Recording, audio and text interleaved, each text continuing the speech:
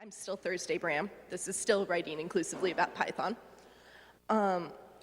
I've been writing about technology for over a decade. I've written ebooks, documentation, blog posts, so very many social media posts, so pretty much everything online. And I'm also the editor of the Responsible Communication Style Guide, which is what this talk is based on. It's a style guide on writing about technology in an inclusive way. Through that project, I also got to work with a bunch of amazing contributors, and I think it's kind of cool. One of our editors is actually Dominican, so it's a nice little thing to be able to talk about it down here. So Stephanie Murillo did our race section and did an amazing job on it. So let's get into it. So why is inclusive writing important? So I find it really useful in this sort of workshop to start at a higher level and talk about how we even define inclusive writing. We need to have a shared definition to make sure that we're all on the same page. So I was wondering if any of you have a sense of what inclusive writing means to you. Any volunteers who have a definition that they've used? All right, I won't pick on anybody. Oh, Rebecca? What it means to me is to write in a, if I'm needing to talk to everybody, to write in a way that doesn't. You'll want to grab a handout there.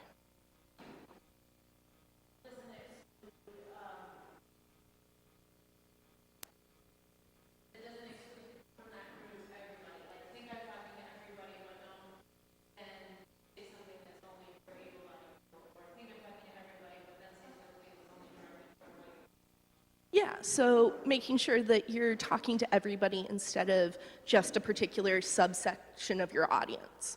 I think that's a really good definition. My definition is pretty close to that.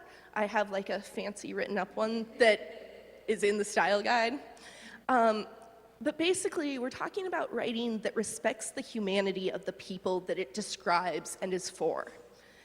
One characteristic of inclusive writing is that it usually includes a variety of perspectives. Another characteristic is that it makes sure that it accurately describes people. So making sure that you get names right, getting job titles right, getting gender and pronouns right, all of those pieces combine to making something that is inclusive and welcoming to everybody who might be a part of your audience. And it's kind of easy to say, why do we want people to be a part of our audience? But if we are marketing something, if we're creating an open source project, we want those projects to grow. That means we have to think about the people who might be using them. One example that I think is really important is most projects don't build in accessibility, yet over half the people on this planet use some sort of accessibility tool, like glasses, like using a microphone in a big room. Those are all accessibility tools to make sure that we all can hear, we all can see. So if more than half the world needs this sort of inclusion and thought to be able to participate, that's like half the world we might accidentally exclude from our potential audience. So inclusive writing also has moving goalposts, though. There's a test called the Bechdel test that has been used in screenwriting. And the Bechdel test was first proposed in 1985, so it's well-aged. It's been around a little while. But the Bechdel test asks for if a movie meets 3 criteria. The movie has to have at least 2 women characters who talk to each other about something besides man. Like, this feels like a pretty low bar to hit, but it's surprisingly hard. A lot of movies don't. And a lot of movies that do meet the Bechdel test don't do it well. Goodfellas, for instance, There is literally 15 seconds where two women talk to each other about shopping, and that counts as passing this test. There's almost no representation of women in that movie, but it technically passes. And the Bechdel test doesn't even ask for that much. It doesn't ask for actors of color, it doesn't ask for queer roles, it doesn't even ask for those women to talk to each other beyond a moment. So inclusive writing, no matter whether we're talking about screenwriting or documentation, has to continuously evolve. We have to keep meeting further out goalposts to keep doing this work. While having two women talk to each other used to be a lofty goal, I think we can do better. And we can also see the demand for these. Black Panther came out a couple of days ago. It's now the highest grossing film ever because it has representation of people. It's written inclusively. It has a variety of different people that people can identify with. And in the Python community, we do work hard to be inclusive, but that doesn't mean that we can't continue to become more inclusive, that we can't move our own goalposts. So, what is style? From a practical perspective, talking about inclusive writing is talking about normalcy and style. Normalcy means that we have shared expectations of what different types of media looks like, or sounds like, or even feels like. A normal movie these days has both sound and pictures. But 100 years ago, 120 years ago, movies and talkies were two different things. Movies were just visual. They didn't necessarily have audio with them. These standards aren't necessarily written down, and they change. We're now used to thinking of movies as having sound. And that's what's become normal for us. And there's no law that says a movie has to have sound. It's just going silent these days is a very risky proposition. Most movie directors don't want to try it. And similarly, there's no rule that you have to be a white guy to be on the cover of Wired magazine or other tech publications, but that's what's normal. That's normal for those publications because those publications generally focus on groups with privilege because they're more visible. If an editor makes a special effort, that's the only way that those sorts of normal guidelines change.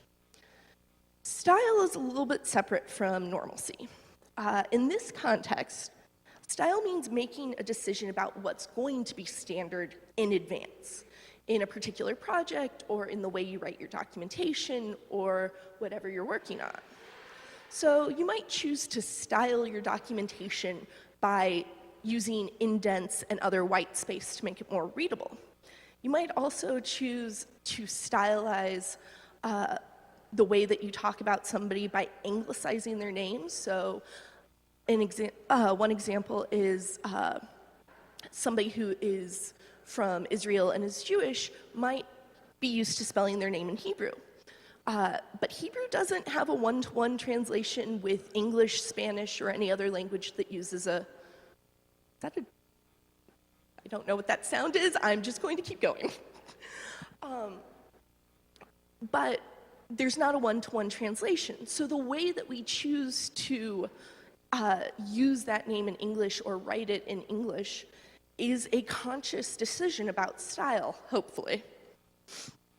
So we can make our writing more inclusive by creating new normals and making those conscious decisions about how we use language and how we style it. Style can also include the jokes and references that we make. Inclusive writing means thinking about what jokes or references your audience is going to get. Python has some problems with this, honestly.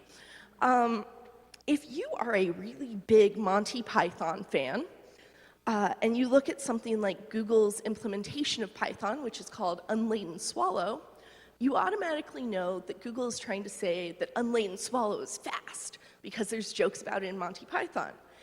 If you are one of those many people who has not invested large portions of your life in watching British comedy, however, that reference isn't necessarily clear. You have to think about it, you have to read more, you have to sometimes do a little bit of research to figure out what's going on. There's lots of examples of that in Python, sadly, and I think that's one opportunity we have for making our projects and making our tools more inclusive. So with style guides, or with style, we can talk about style guides. Style guides are a tool. Once you've made a conscious decision about your style, you don't want to have to remember it every time you start a new piece of documentation or a new blog post. You want to have a tool that remembers everything for you. We're in computers and programming. We like things to be at least a little bit easy, right? So a style guide is essentially a list of the style that you're going to make sure that all of your writing matches. You're not going to have to remember, do you capitalize both the F and the B in Facebook or not, those sorts of things. Otherwise, you wind up trying to remember all of these details and nobody can. There's just no way to make sure that you're being inclusive without the right tools. Spell check is a really good example of a tool with a similar use case. Most of us don't actually think about how we spell certain words anymore. We just start typing and let spell check help us along the way. So a style guide is a tool that can help us along the way. And I mean, they're basically just reference guides. And there's style guides for a lot of different types of projects. I made a style guide because I needed that for my projects. But there's also style guides that are specifically written for journalists or for bloggers, or there's even style guides for very specific job titles. So there's style guides for lawyers who are writing legal documents because they need to remember all those details. It's also really easy to make your own style guide. I make them for fun sometimes. I'm not saying that all of you should think that this is a fun activity, but if you're working on an individual project and you have certain details you want to make sure are consistent across all of your materials, creating a shared Google Doc with a list of those details can speed up everybody's work. For instance, if you are working on a library and you know that every time you want to talk about it in a blog post or otherwise promote that library somewhere, you know that you're going to link back to where that library is. You can have your links already in there so you can just copy them instead of trying to remember, all right, for this I send people here, for that I send people elsewhere. Oh, lost my spot in my notes. Sorry. All right. So, how do we use style guides? And we're about to get to the bit where there's interaction, so I'm warning you now. A style guide is seen as a tool to unify the voice of a team or a group of people working on something and to help avoid errors. There's style guides that we use that we don't even call style guides. Programmers often argue about white space and tabs and these details, and having a consistent way to use white space is a sort of style. Designers use the same sort of systems for choosing colors. A style guide can tell a designer if a color is going to be visible by somebody who has color blindness. Those sorts of details are just as important for style as words. And that gets me to the point that often with projects that you're working on, you may wind up with more than one style guide. It's kind of a question of graceful deprecation. You may need a project-specific style guide. You might have an industry standard style guide. You might even have a topic-specific style guide. So don't be afraid of style guides, because once you start using them, you might want to start using all of them. They are mildly addictive. They're also a very useful tool for actual implementation. So when we talk about inclusivity, like, it's kind of hard to talk about practical steps sometimes. But style guides give us a way to start talking about those practical steps. So one topic that has come up a lot is the question of pronouns. Like, when you're writing documentation, do you default to saying a gendered pronoun so that only one gender feels like this material is targeted towards them? Well, you have alternatives. You can use a number of constructions, but I personally like the singular they, which is grammatically correct, and anybody who wants to have that discussion, I can have that discussion later. But we need tools to learn how to use pronouns that we might not have learned in grammar school. So in all of, you all should have the little handout, which has a mini style guide in it, just so that you all have a style guide to start with. And I'd like to look up the entry on pronouns and see how it actually would be implemented. Would any of you be willing to read the entry on pronouns for us?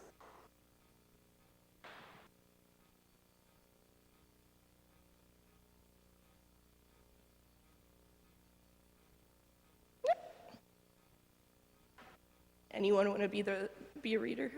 I can read it. That's okay. Yeah, I pumped the button.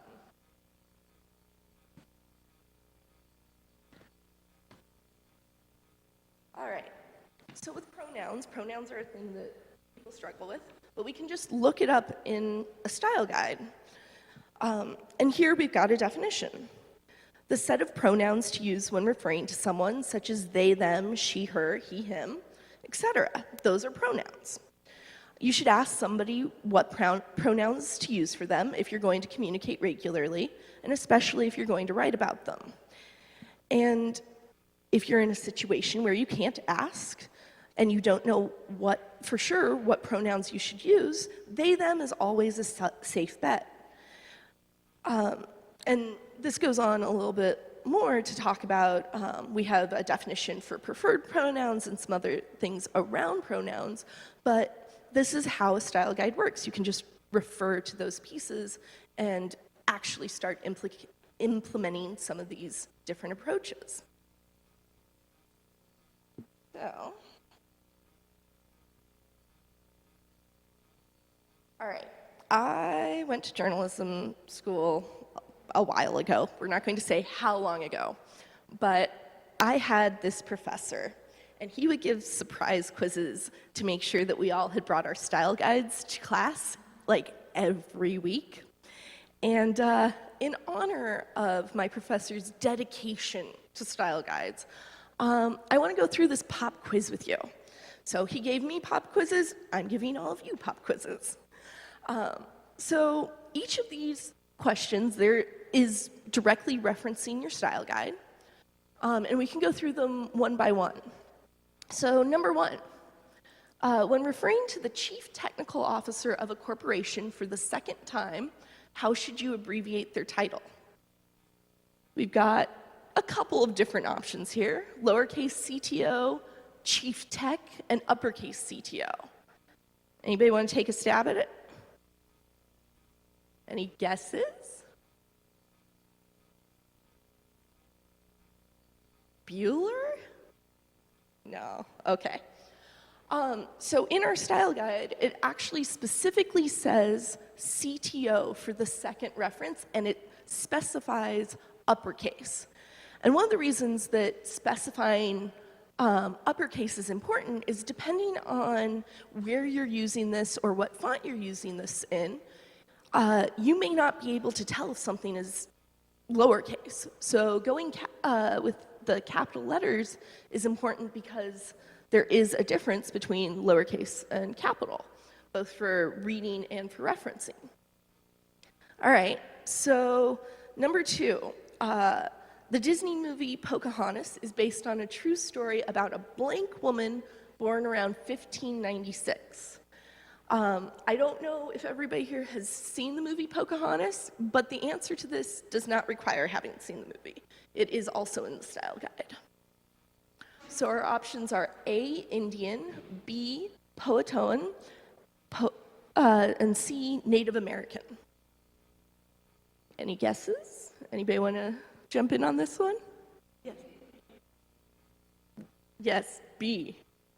So the reason that B is correct, well, first of all, despite Christopher Columbus's attempts to convince us that we are in India, we know that we are not. So if somebody is from an indigenous population not in India, let's not call them Indian. Native American is generally an accepted term, but it's very broad. You can be a Native American from Canada to Argentina. Like, that doesn't tell us actually all that information. So we want to go for specificity. We want to go for her actual tribe's name, which is Powhatan. Yeah.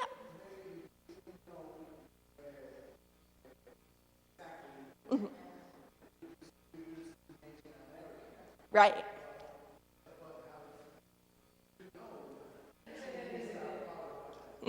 So if you don't have the information, that's a question of falling back. And if you can fall back, if you need to fall back, that's when you go to Native American.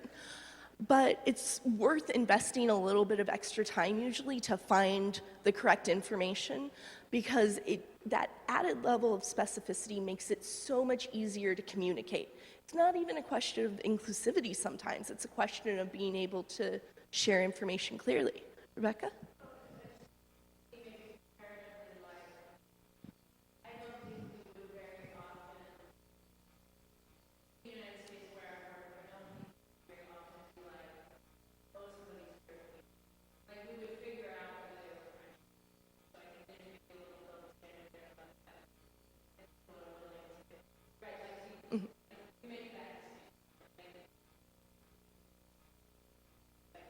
Yeah. Absolutely. I'm not sure if everybody heard, but Rebecca pointed out that in a lot of companies in the US, we won't say that somebody is European, we will say that they are French or German or from a specific country. So the parallel is definitely very clear. And yes, I think that it is accurate that we have historically put more effort into recognizing different borders in Europe than basically anywhere else. Mhm. Right. It can be hugely different, right? Like if you're trying to make a business deal with somebody in Africa and you got to ship, you want to know if they are in South Africa or Egypt because those shipping situations are dramatically different. All right. And I'm going to admit number 3 is a trick question. Um, so how do you spell the name of the Jewish Festival of Lights, which traditionally falls in December? So there is no right answer to this question.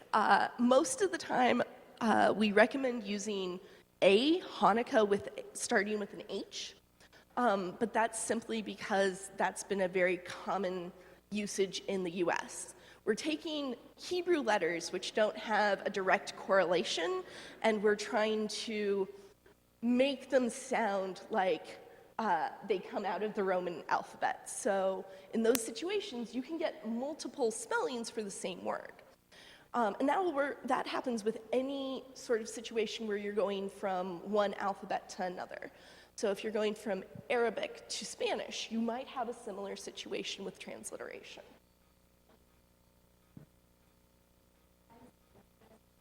Mm-hmm.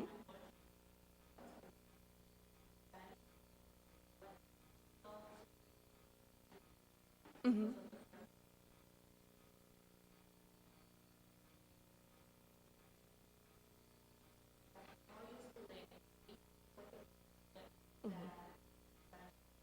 Yeah, so Natasha pointed out that translation from Korean to Spanish is different from translation from Korean to English because those different pronunciations are written differently in the two languages. So that's just one more level of complexity that comes with this. And That's okay, we can deal with complexity, but it's the thing that we have to know that we have to deal with, right? And it's kind of a basic principle of communication. We want the people who we're talking to know what we mean. We have to say it in a way that they'll understand. All right, so that's the pop quiz. There may or may not be another pop quiz later. So we're going to start getting into an activity that's an interviewing activity. But first, I want to talk about what we want to do there. So inclusive interviewing is necessary whether you're interviewing people for jobs or you're writing documentation or anything else. At some point, you're going to have to talk to another human and ask them questions and then turn the things that they said into a piece of writing. And if that person isn't necessarily from exactly the same background as you are, you might have to prepare for that interview a little bit more. But there are strategies, there are practical ways to make sure that no matter who you're interviewing and no matter what you're writing, you're getting the information that you need and you're sharing it in a way that is clear. So first off, we want to prepare for every interview. Even if you are just like checking in with somebody to say, hey, how did this thing on the code change? You still want to figure out what question you're going to ask ahead of time. Especially if you are not working, if you're working on an open source project or you're working on something that's unpaid, it's really polite to keep the time that you're asking for to a minimum. And on a busy team, you might not have that much time. So taking the time to write out the questions, or even just the single question that you want to ask, is really helpful. It also lets you think through what you're going to ask so that if you need to search for some information first, you can. You can Google some stuff so that you don't spend the whole interview just talking about the introductory level material when you want to get to the more interesting stuff. All right, second, ask, don't assume. You want to make a habit of asking for the key biographical information as a part of your interview process. So if you're going to be quoting somebody, if you're going to be talking about them, you want to know that you're going to spell their name correctly. You want to know that you've got their job title right. You want to know that you are referring to them by the correct pronouns. This is actually a situation that I learned the hard way. I've done a lot of email interviews, and I interviewed a person named Chris, and I got their pronouns wrong. Turned out that Chris was short for Christine, and that was a really tough conversation to have. And I never want to have that conversation again, so it's a matter of just asking. If you ask, you don't have to roll back a really awkward error later. And it's always less awkward to ask in private than to make those sorts of corrections. And then third, you want to avoid questions you don't need to ask. For a lot of projects that we talk about, you don't necessarily need to know everything about the person. You need to know about their professional life, but you may not need any information about their private life. One of the big examples that I've seen is that if somebody is writing a profile of an astronaut, they may ask, how does that astronaut make time in their schedule to care for their children? But only if that astronaut is a woman. If the astronaut is a man, it doesn't seem to come up nearly as often. But the thing is, child rearing has absolutely nothing to do with being an astronaut. The kids aren't going on the rocket ship to Mars, at least not yet. So asking about those details of somebody's of their private life takes us away from the interesting things that they're doing and the things that actually matter to our projects. So we want to practice these techniques a little bit. And we have an activity that is in your books here. There are a set of personas that are all basically cartoon characters, so we're not offending anybody. They're not actually real people, so we can talk about them in a little bit of depth. So we want to go through these personas, and we'll do these in small groups, probably groups of 2 here. And we want to go through and write our questions for our interview. What details are important to a professional profile of any of these people? So if you're, say, writing like a bio to go on a company site or a project site, which pieces of this information here are relevant? What doesn't matter to ask about?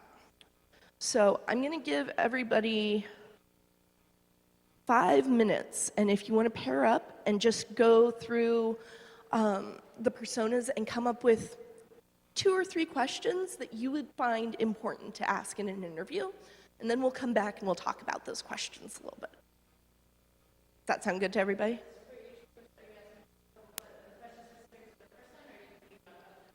Questions specific to these personas.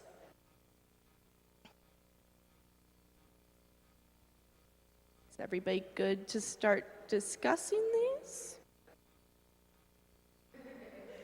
Okay, let's bring it back in then. So let's start with that first persona, Lunella Lafayette. If she was joining your team and you wanted to put a bio of her on like your team page or something like that, what questions would you ask Lunella? Yeah.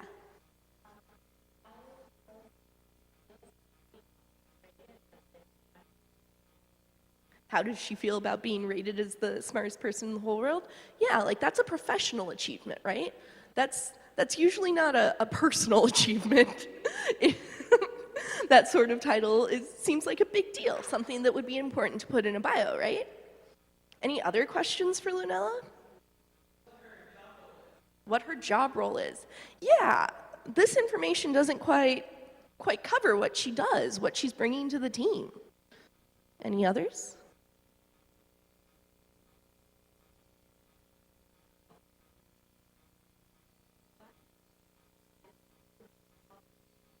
What things she likes to do, like hobbies?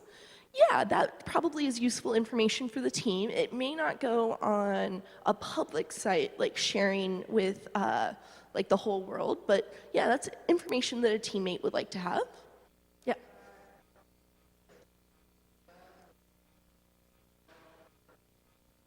Yeah, she has a nickname that she uses a lot. Let's ask her if she likes her name Lunella or if she wants to be called Moon Girl. Is there anything here that isn't relevant to her joining your team? Is there any information we probably don't need or don't want to ask about?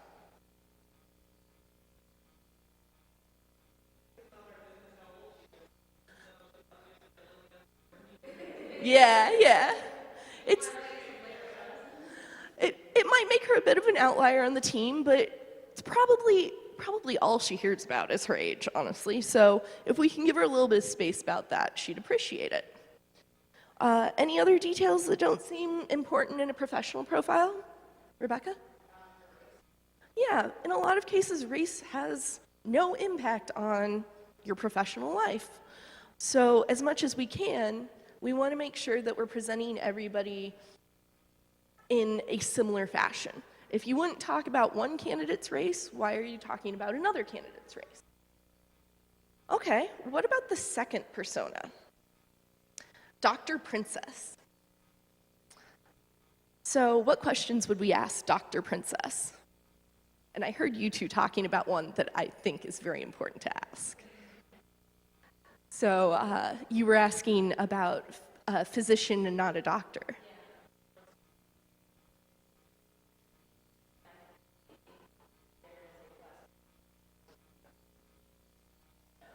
Yeah, so in most places, physician and doctor can be very different job titles. So in some cases, it might be a different career path, but in some cases, it can be a cultural thing too.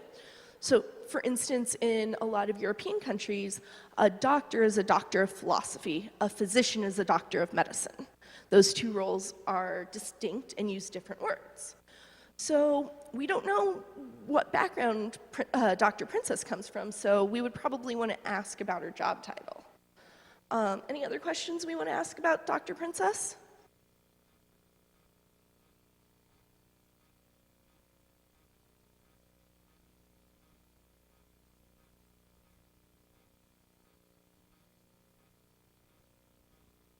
Yeah.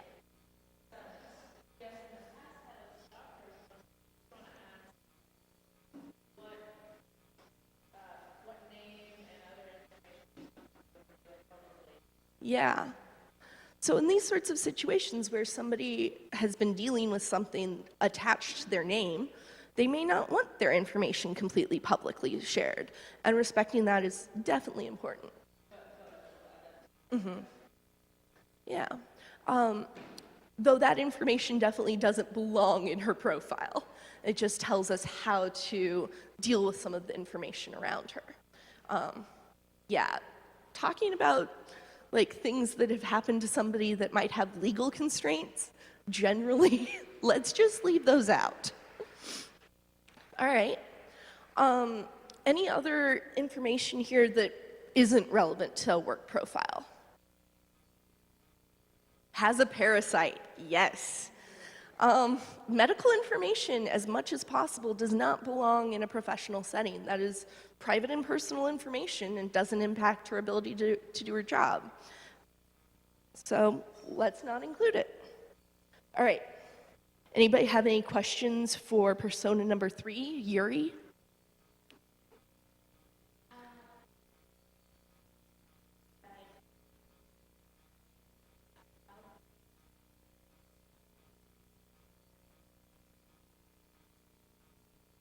How did How did he choose to become a career skater?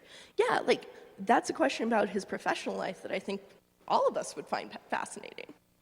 Any other questions for Yuri? Any information about Yuri that maybe doesn't belong in his profile?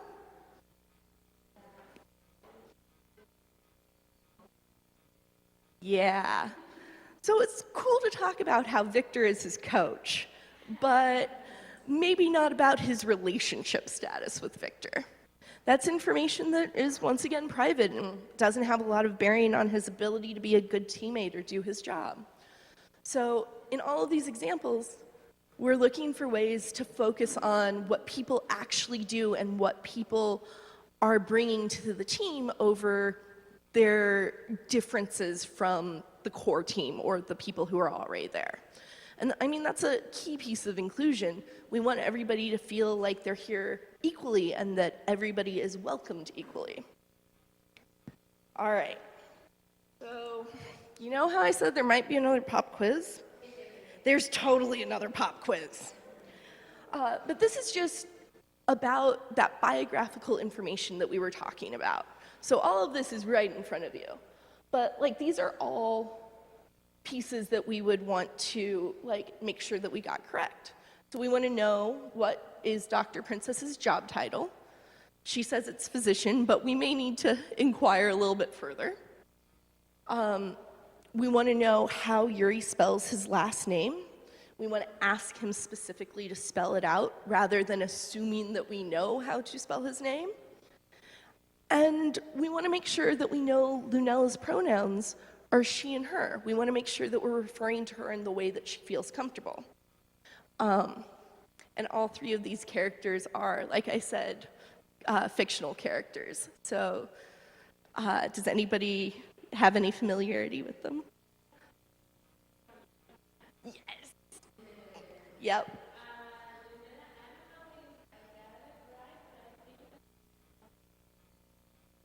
Lunella, she's a Marvel character. Yeah, so she lives in the Black Panthers universe, so we might get to see her in a movie. And then Dr. Princess is Adventure Time, yeah. I really like using examples who are not actual humans or could not possibly be actual humans because it's much harder to get it wrong when you are talking about somebody who doesn't actually exist.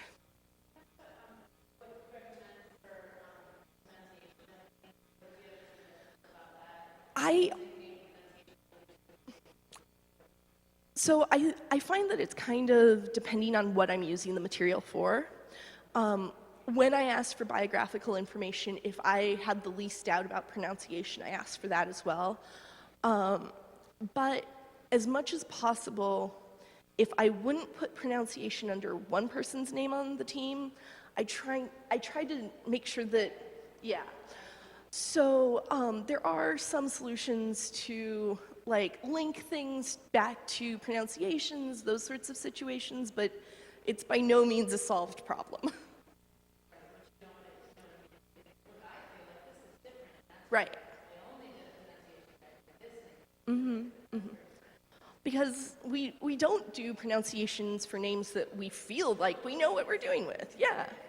So just because we're not sure doesn't mean that somebody else has to bear the brunt of us being not sure. Right. Yeah, exactly. All right. Any questions about how we structure these questions, or are we good to move on to the next bit? All right, we're going for it. All right, so inclusive editing. With programming communities, it's pretty common that multiple people will work on a piece of text, so it's important to be able to make sure that we're all on the same page. Style guides definitely help with that. Being able to check against a style guide means that the whole team is on the same page. And if your main documentation writer disappears for a little while, or your main editor disappears for a little while, you still have a way to keep moving forward because the whole team has access to information on what to do. You also want to double check that you're not including stereotypes or microaggressions. Microaggressions are things like, oh, you're so smart for a woman. Things like that are definitely not things that we want to include. Another one is, so easy, your mom could do it. I'm sorry, my mom and my grandmother were both learned programming. Yes, they could do it. Thank you. Let's not use that one. But let's see, double check. You also want to at least have a sense of who you're writing about and how frequently. I don't keep really hard diversity metrics on my personal information, but like I keep track of, all right, I've been writing more about guys who have contributed to this project than anybody else. So I'm going to keep a general idea of how many people that I've written about are male so that I can make sure that I'm making space to write about people who aren't. And then, once again, I know I keep saying, like, we want to confirm that biographical information, we want to get the name spelling, we want to get dates right, we want to get all of that information. Because those details always matter. All right, so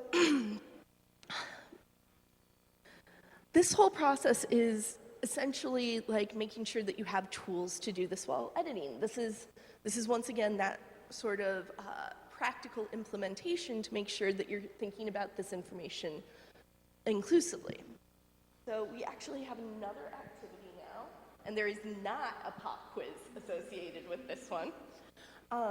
So we have a job listing in our packets here. And I am not going to admit in front of a video camera where I got this job listing, but it is a large company that hires internationally.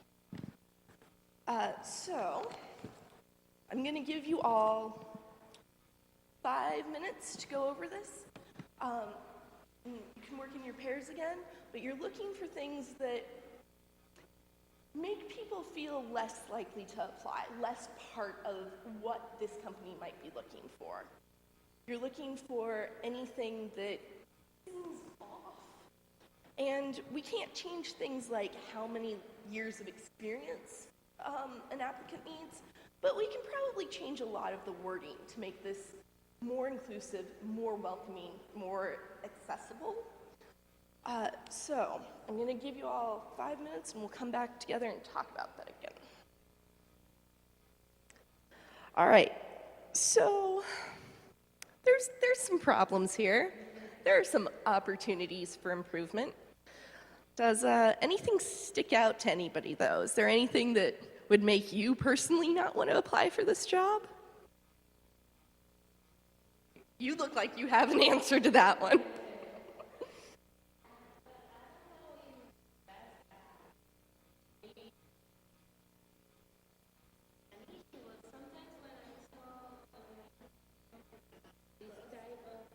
The rock star?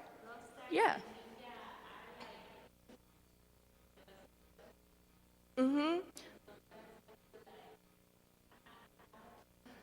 Yeah, not all of us feel like rock stars and ninjas all the time, right? So yeah, getting rid of those terms. Ninja also has like some cultural appropriation going with it because none of us actually study ninjutsu, so maybe we shouldn't refer to ourselves as ninjas. But yeah, those sorts of words definitely make it harder for people to apply because if you don't think you're a rock star, why would you apply? It makes it totally subjective, right? I hire and not do a rock star. Like, by what standard? Yeah. There are no metrics for being a rock star, at least in coding, I think. You know, maybe like in actual rock starness, we could come up with some metrics, but yeah, it's pretty subjective. All right, any other changes we would make to this job listing?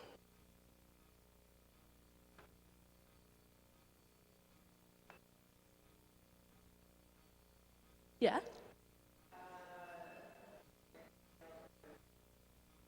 Oh, yeah, yeah. Sexy. I don't really think of IT infrastructure as sexy. I mean, I guess, yeah, I would prefer to remove all references to sexy in professional communications. Uh, I don't, I don't know how IT services became sexy. I think maybe it's just a bad term to use for most of these things. Yeah, yeah, no more sexy, please. All right. Anything else stick out to anybody?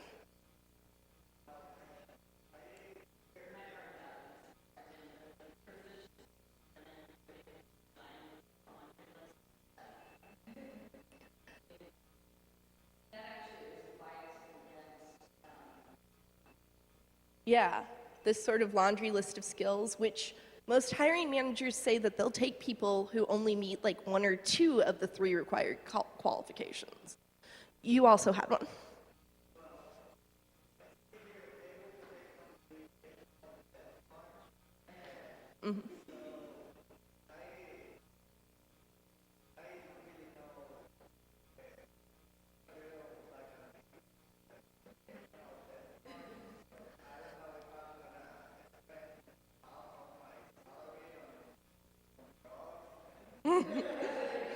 Yeah,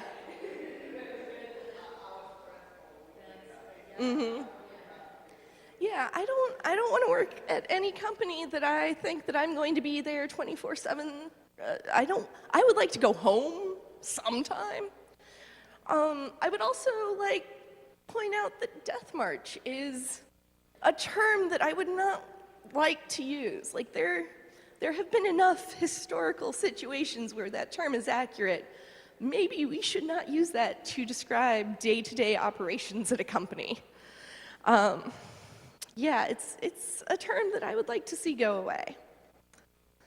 So there's a lot of things here that we would change. But a lot of them come down to choosing words that are more precise, that describe the situation more clearly, because rockstar has no metrics and sexy doesn't really tell us anything about infrastructure. So we're looking for specificity.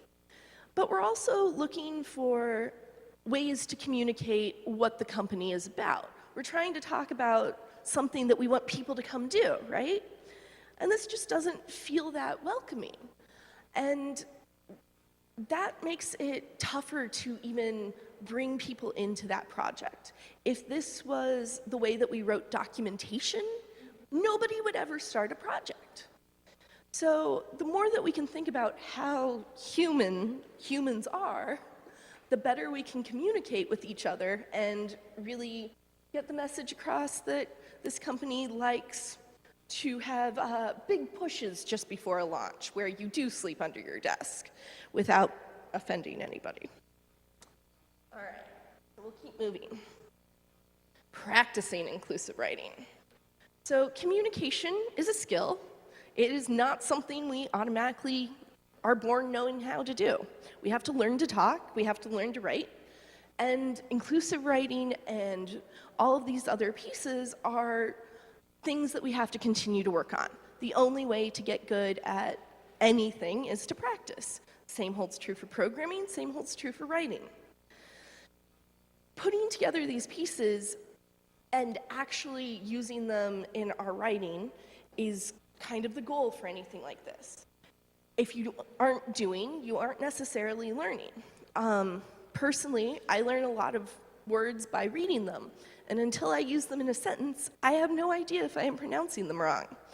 And it's been a while, but I still really think that we should go to Office Depot instead of Office Depot to get supplies, because that is the way it's spelled.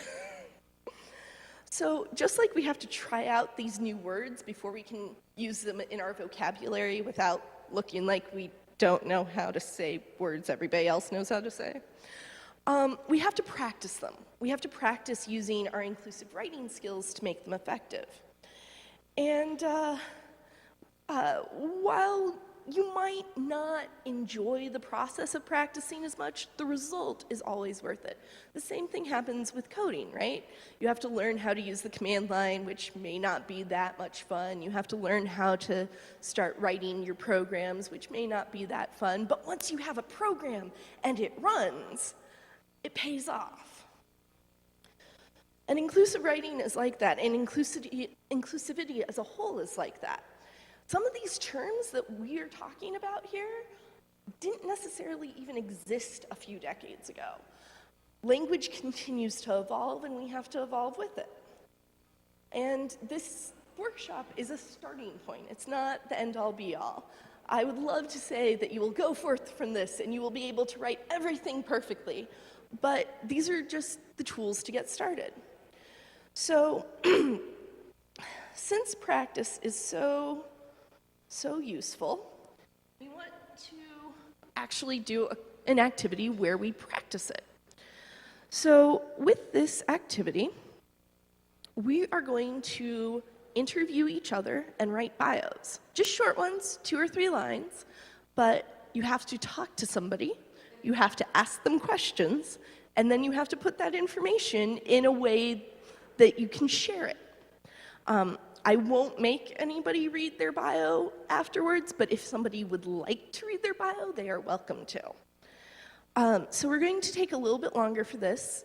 I really suggest taking the first few minutes to write out questions that you want to ask the other person and think about what information you want to ask them.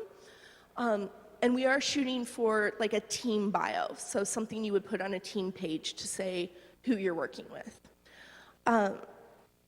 So let's take 15 minutes and go ahead and do that. And I will wander around and answer questions and be available.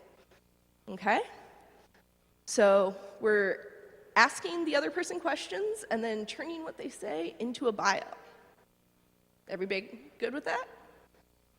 Any questions for me before we start? Oh, and I do have a copy of a style guide up here if you need reference material while you're writing. I brought a style guide.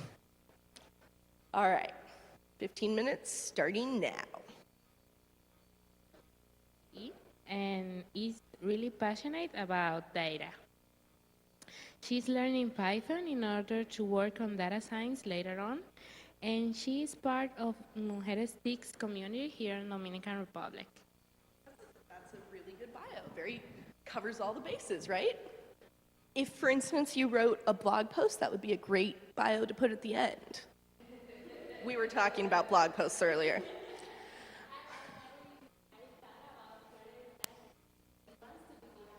Mm-hmm. Yeah. Awesome. All right. So I'm just going to buzz through the last couple of slides. I hope that you found this workshop helpful. That's most of the content there. But let's talk about what I would like you to do after you leave here. My hope is that you'll take this information back to the communities and organizations that you work with. It'd be nice if anybody else wants to make style guides with me, but using a style guide is pretty good too. And I want you to make sure that you're making time to practice this writing, whether you're blogging or thinking about documentation or you have another project to work on. Even if you're not going to publish your writing, make some time to write it, make some time to have somebody take a look at it and give you feedback on it. That practice is important to make sure that you're able to implement all of this across all of your projects. And then lastly, I hope that you can talk to the rest of your team about maybe committing to a shared style guide. It doesn't have to be any style guide that I'm recommending, just some shared document where you're all on the same page. So there are a couple of arguments that you can use that I can give you real fast. Style guides speed up workflows, they reduce errors, they reduce stress because everybody can refer to the same document and stop arguing about whether internet is capitalized or not. Your team sustainability also goes up because if you give people access to the style guide as part of their onboarding, they already have all the information they need to start writing for your team. And then lastly, when you have a standard approach, you can build more tools upon it. So if you need to build a linter for a project that you're working on, or another tool to automate part of your process, having reference documents makes that much easier. And of course, customize your arguments for your team, just like you customize your style guide with all of your teammates' names. And if you have any questions, here are my sources. The AP Style book is really useful. There are multiple languages that's available in. I have English and Spanish, and I think there's French. And it's pretty universally used for journalism, and it's pretty readable. I gotta at least mention my own project there, because I spent like 3 years on it. Thank you. And then if you have any questions, please feel free to reach out and ask me. Twitter, I spend a lot of time on Twitter, like too much time. But yeah, if you have any questions, please reach out. And then lastly,